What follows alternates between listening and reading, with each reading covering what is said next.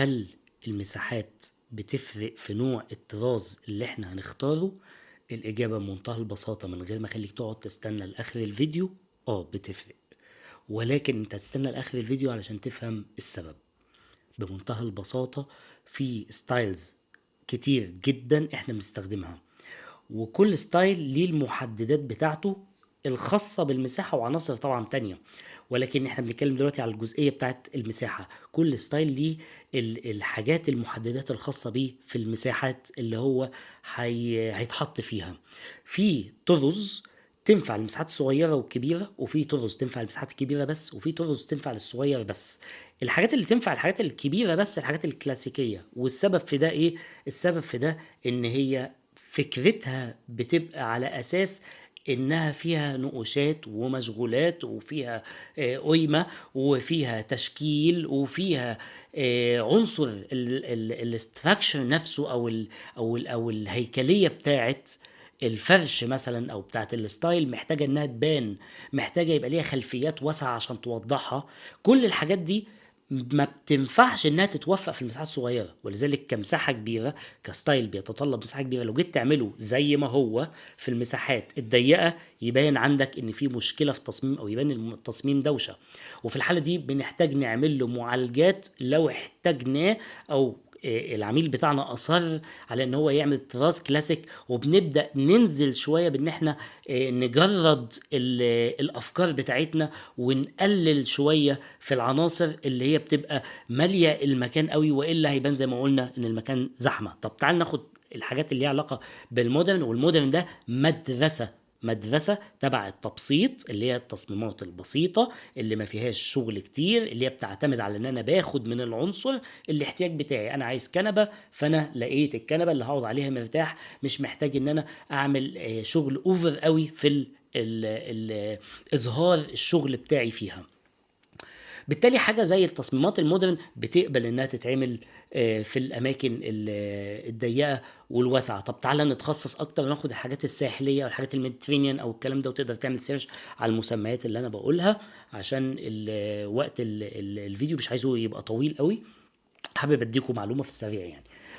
الحاجات اللي هي ساحليه بقى وميديترينيان ومش عارف ايه والكلام ده، بيفضل انها تكون في مساحات متوسطه او تقول لانها صغيره، لانها بتعتمد في النهايه على انديكيشنز او على ترميز، رمز باللون مثلا المزرق فيديني رمز البحر ولا البتاع، علامات او ساينز كده تعلق على الحيطه فتديني شكل او انطباع معين.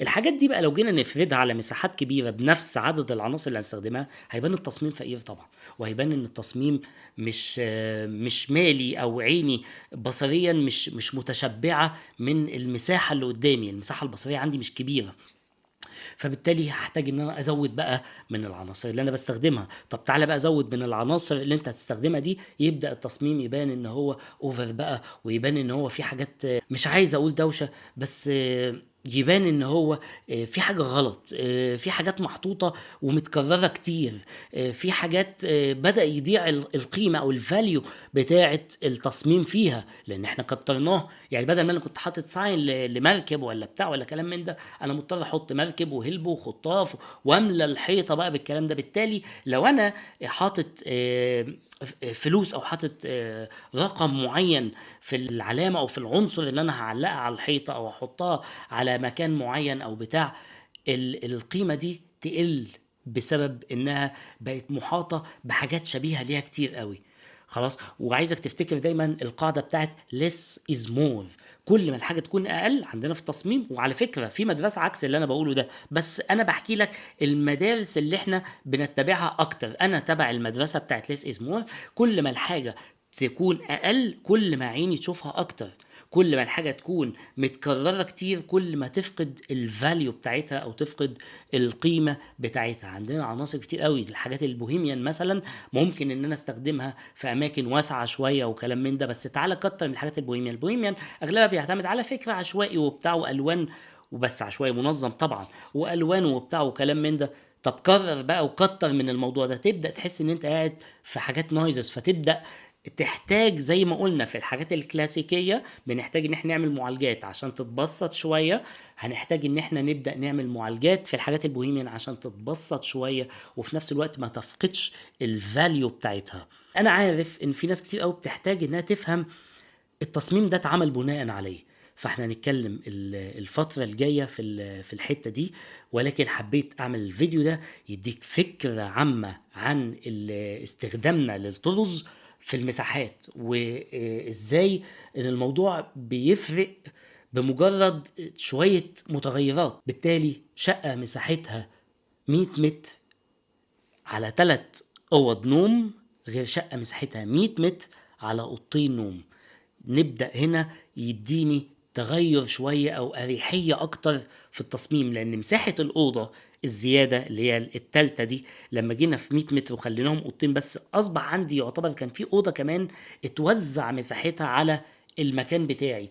توزيعك بقى للمساحة دي هو اللي هيفرق. هل انت وزعت الأوضة دي اديتها لصالح الريسبشن؟ إذا الريسبشن بان فيه فرق النسبة بتاعت المساحة.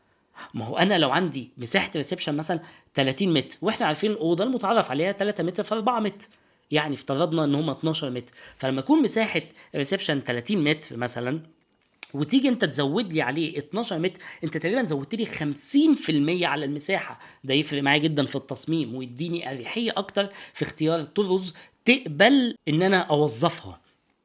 طيب نفس القصة لو احنا قلنا الأوضة الزيادة دي اللي كانت عندنا في الشقة ال 100 متر وزعنا مساحتها، إذا هيبقى من نصيب الريسبشن في الحالة دي 3 4 متر زيادة، ممكن ما يفرقوش قوي معايا في الحتة دي، فبالتالي ممكن ما اقدرش اخرج بره الستايلز اللي محكومة ليا ان انا استخدمها في المساحات الضيقة. يبقى هنا في الحالة دي هيبقى الاولويات عندك للحاجات اللي فيها المودرنزم او الحاجات اللي فيها مدرسة ان انت تبسط وناخد بس من المكتبة احتياجنا كمسطحات، ما يبقاش فيها بقى نقوشات وما يبقاش فيها شغل كتير وكلام من ده، وناخد من الكنب نفس القصة وناخد من التابلوهات نفس القصة، بحيث ان احنا ما يبقاش انا ضيقت المساحة. خد بالك احنا مش لازم تشغل كل المساحات اللي عندك وانت بتصمم، ولكن ما ينفعش الاقي حيطة كده متسابة فاضية وعليها فوكس بإضاءة وبتاع، وهي في الاخر لا فيها تابلو ولا فيها عندها كنبة ولا فيها اي حاجة وانا بفوكس عليها.